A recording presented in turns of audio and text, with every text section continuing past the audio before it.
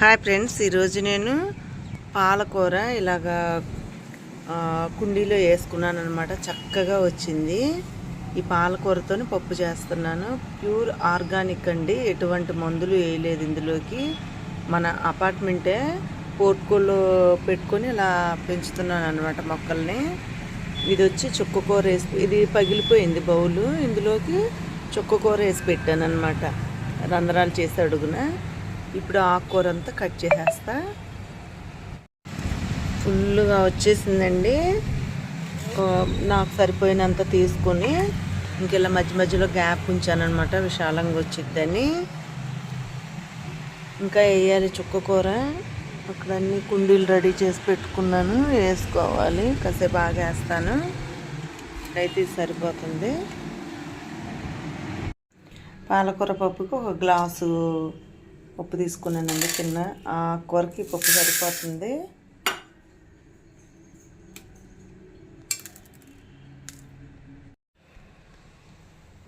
పప్పు శుభ్రంగా 2 times wash చేసుకొని వాటర్ పోసుకొని పెట్టుకున్నానండి. ఇప్పుడు ఆకుకూర అంతా వేసేస్తాను. ఇదేం కట్ చేయక్కర్లా, ఊరికినే మగ్గిపోతుంది అనమాట, కట్ చేయాల్సిన పని లేదు.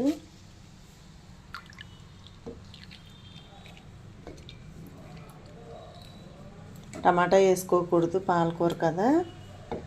ఒక్క 2 పచ్చిమిరకాయలు, ఉల్లిపాయ ఒక ముక్క వేస్తా, చింతపండు కొంచెం అండి, 2 పచ్చిమిరపకాయలు, ఉల్లిపాయలు ఆపు ముక్క అనమాట. టమాటా వేసుకోకూడదు పాలకూర పప్పులోకి. పసుపు ఒక 1/2 టేబుల్ స్పూను,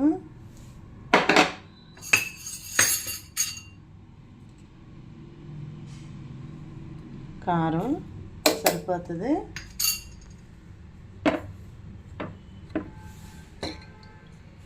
కుక్కర్ మూత పెట్టేస్తాను. ఇప్పుడు ఒక విజిల్ పెట్టేస్తానండి. ఒక 4 విజిల్లు వచ్చేదాకా ఉంచేయాలి.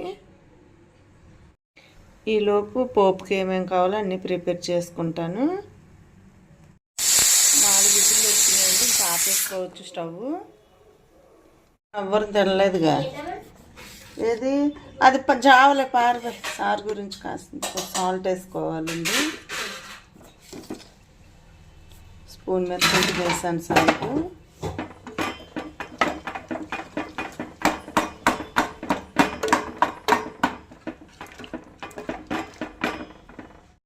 పోపు పెడతానికి గిన్నె పెట్టుకున్నాను. ఇందులో పెట్టి పోపు పెట్టి ఇందులో పప్పు తీసి పెట్టేస్తాను అనమాట, అందుకని గిన్నె పెట్టుకున్నా. ఆయిల్ పోసుకోవాలి.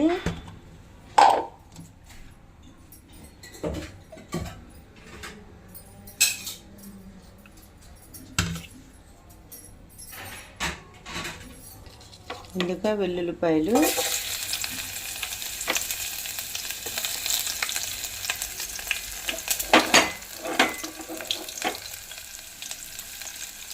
పోపు దినుసులు, జీలకర్ర, ఆవాలు, పచ్చెనగపప్పు, మినపప్పు,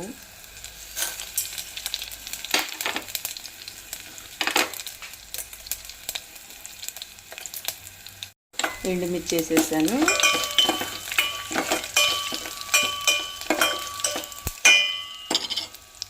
ఇది కరివేపాకు, కొత్తిమీర, ఈ 2 వేస్తే తాలింపు చాలా టేస్టీగా ఉంటుంది. అలాగే పప్పు కూడా మనకు చాలా టేస్టీగా ఉంటుంది అన్నమాట.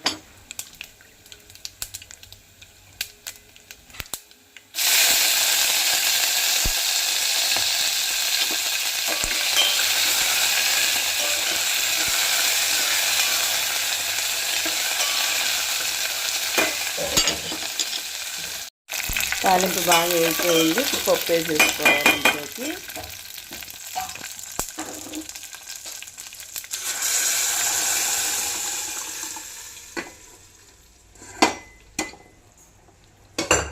చాలా టేస్టీగా ఉందండి. ఉప్పు కూడా సరిపోయింది, టేస్ట్ చూశాను.